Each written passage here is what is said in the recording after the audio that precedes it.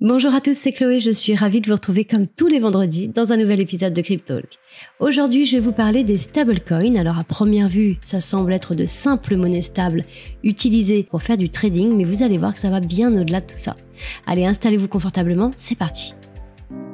Cryptalk, c'est le podcast dédié à la crypto. Alors chaque vendredi, où que vous soyez, embarquez-nous avec vous. Les stablecoins adossés généralement à des monnaies fiduciaires comme par exemple le dollar ont explosé en popularité dans le secteur des cryptos. Pourquoi ? Eh bien principalement en raison de leur capacité à offrir à la fois stabilité et liquidité sur un marché, on va pas se le cacher, souvent très volatile. Initialement, les stablecoins ont été créés pour faciliter les échanges sans passer par des devises traditionnelles et ils ont évolué en véritables instruments de paiement.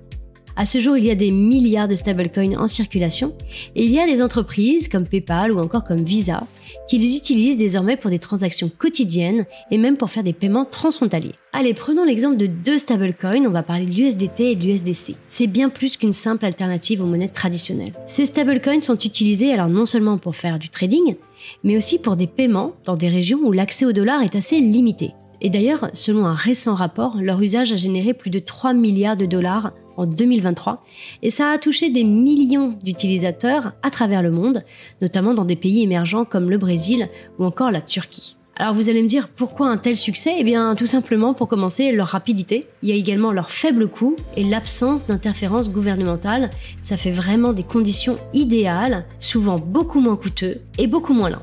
Alors dans l'utilisation crypto de tous les jours, les stablecoins permettent également de temporiser sur le marché. C'est vrai que quand le marché connaît de grosses périodes de volatilité, les stablecoins deviennent très rapidement le refuge idéal en attendant que la tempête passe. Aussi, ils ont un autre véritable avantage, et pas des moindres, vous allez voir, c'est un avantage fiscal. En France, il faut savoir que les transactions crypto-to-crypto ne sont pas imposables. Donc ça permet vraiment de sécuriser des gains en dollars ou en euros d'ailleurs, sans avoir à passer par la case conversion. Et donc vous l'aurez compris, ça ne génère pas d'imposition et ces stablecoins peuvent par la suite être réinvestis. On va pas se cacher, c'est actuellement l'une des utilisations principales des stablecoins. Et puisqu'ils sont énormément utilisés, vous pouvez aussi générer des revenus passifs grâce aux stablecoins, en fournissant de la liquidité sur des plateformes d'échange décentralisées.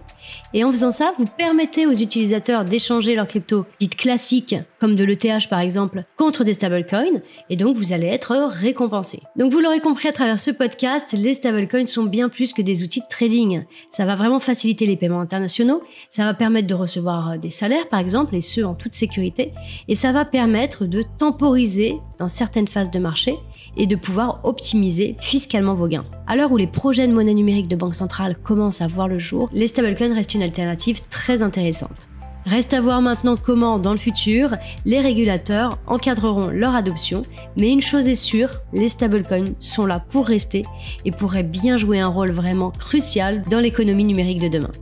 Voilà, ce podcast sur les stablecoins est désormais terminé. J'espère que le contenu vous aura plu, j'espère qu'il vous aura éclairé. N'hésitez pas à liker, partager et mettre en favori si vous êtes sur une plateforme de streaming. Et pour ma part, il me reste à vous souhaiter un excellent week-end à tous. Alors je vous retrouve vendredi prochain pour un nouvel épisode. Sachez que d'ici la fin de l'année, les podcasts vont évoluer au niveau des sujets, mais aussi dans la forme, puisque vous allez pouvoir retrouver ces podcasts en format vidéo sur YouTube.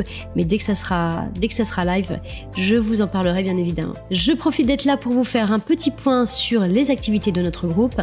Pour la partie field mining, sachez que le site d'hosting, donc d'hébergement de machines de minage appelé Emira 2, est terminé. Ça y est, donc nous avons pu brancher toutes les machines qui étaient prévues pour le mois de septembre.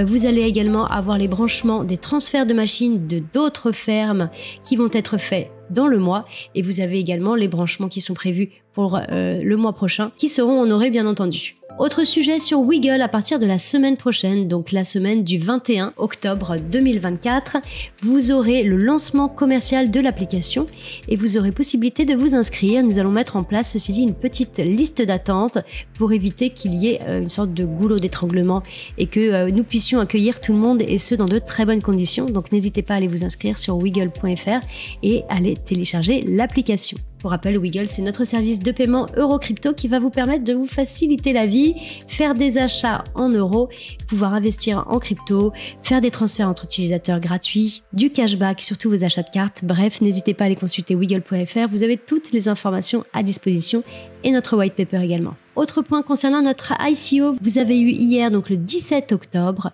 la libération des tokens du mois d'octobre.